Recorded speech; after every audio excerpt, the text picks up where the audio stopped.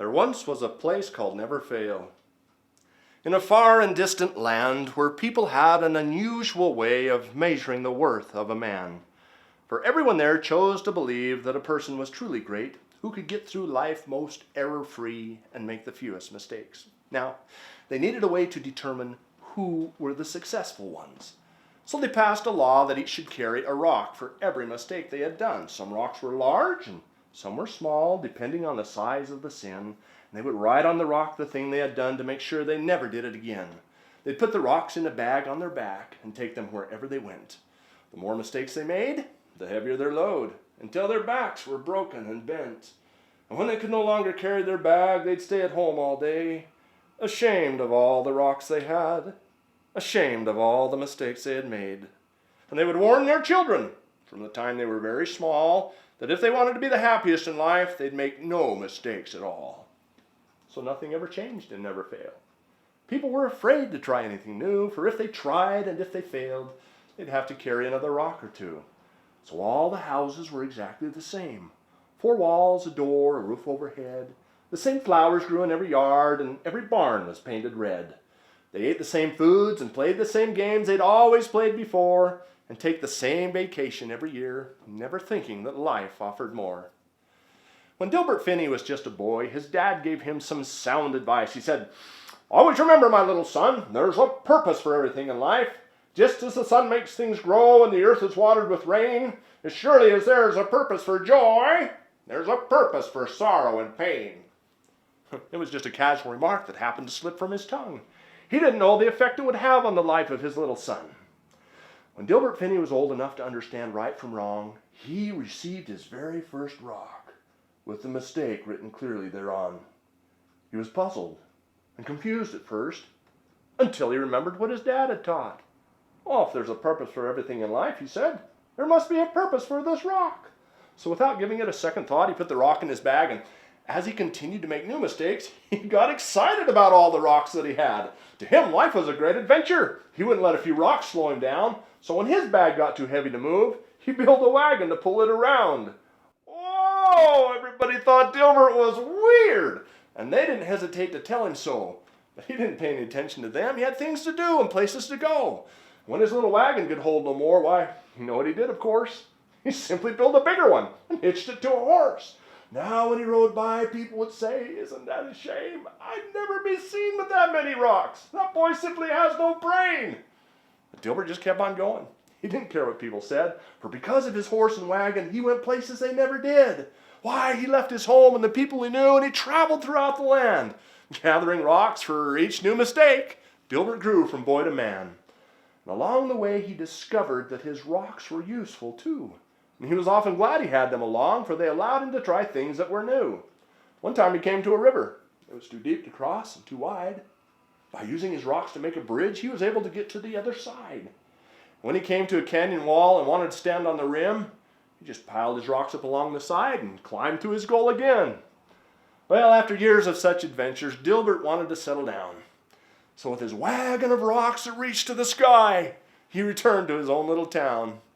And when he arrived, the things that he saw made his heart heavy and sad, for there were his friends with their backs bent and bowed beneath the burdens they had. No one was laughing at Dilbert this time. The facts were clear to understand. They were the ones with their backs bent and bowed, while Dilbert stood tall and straight like a man. Well, Dilbert wanted to help them all. He wasn't quite sure how, and besides, they'd laughed at him before. Why would they listen to him now? And as he looked at his wagon of rocks, his face broke into a smile. "Well, the worst I can do is fail and add one more rock to my pile." So he found a big board he could use for a sign and paused and gave it some thought. And with a brush and paint, he wrote on the sign, "Dilbert Finney's School of Hard Rocks." He parked his wagon and put up his sign in the middle of the old town square so people who were passing by with their load would be sure to notice him there. And it wasn't long before a crowd had gathered, for he was a sight to behold. And after he'd quieted the noisy crowd, his story began to unfold. He spoke of the freedom he found as his wagon took him far from home and all the things he'd seen and done by using his rocks as stepping stones. With all the energy of his soul, he tried to help them see that by building a wagon of their own, every one of them could be free.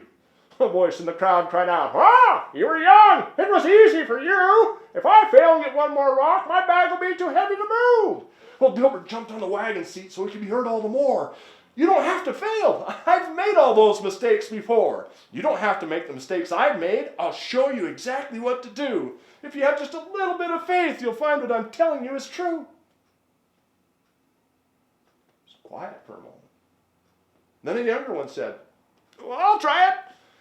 There's only one thing to lose. The only mistake I could possibly make is I took the time to listen to you." So Dilbert helped her make her wagon. As for mistakes, not a single one. Well, others lined up to make theirs too once they seen it could safely be done. Now things began to change in Never Fail. Soon there were wagons everywhere. Well, the people were so excited and thrilled, they elected Dilbert to be their mayor. Dilbert served as mayor for many, many years, helping people avoid mistakes, giving them courage to face their fears. And with that courage, they began to dream. They weren't afraid to try things that were new, for they could always build a bigger wagon and find a horse to hitch it to. Well, Dilbert began to be old, and he knew he'd soon pass on. He wanted to do one more thing to help them all before he was gone. So he called a town meeting, said it would be his last one, probably the most important, so he wanted everyone to come. And as they gathered around him, he unveiled his plan. "It's time we change the way things are done here in Never Fail Land. Why, look at the progress we've made, the changes we've seen in our town. Think how much more we could possibly do if we didn't have these wagons to slow us down." So he proposed they change the law. "Oh, let's put our mistakes under our feet. Instead of hauling these rocks around all day, let's use them to pave our streets. We'll take what we have and start at our home and work our way towards the square, and as we continue to make new mistakes, we'll just fill in the spots that are bare. There'll be no more mud, no more dust in the air, no more wagons to pull in the heat, and we can always remember the mistakes we've made every time we walk down the street." They all cheered and approved the plan. Dilbert became a hero that day, for they realized that on the road to success, failure will always pave the way. Well, Dilbert finished his road all the way from home to the square, and even though he lived the furthest from town, he still had plenty of rocks to spare. The people wanted to remember Dilbert, so they made a statue of him in bronze, and they piled his extra rocks in the square, and they set that statue thereon, and beneath it they put a sign that read, "He was one of the best. For all these mistakes and more are now the foundation of his success." Well, the next mayor did her job well. It would have brought a tear to Dilbert's eye, for she changed the name of Never Fail to the land of Always Try.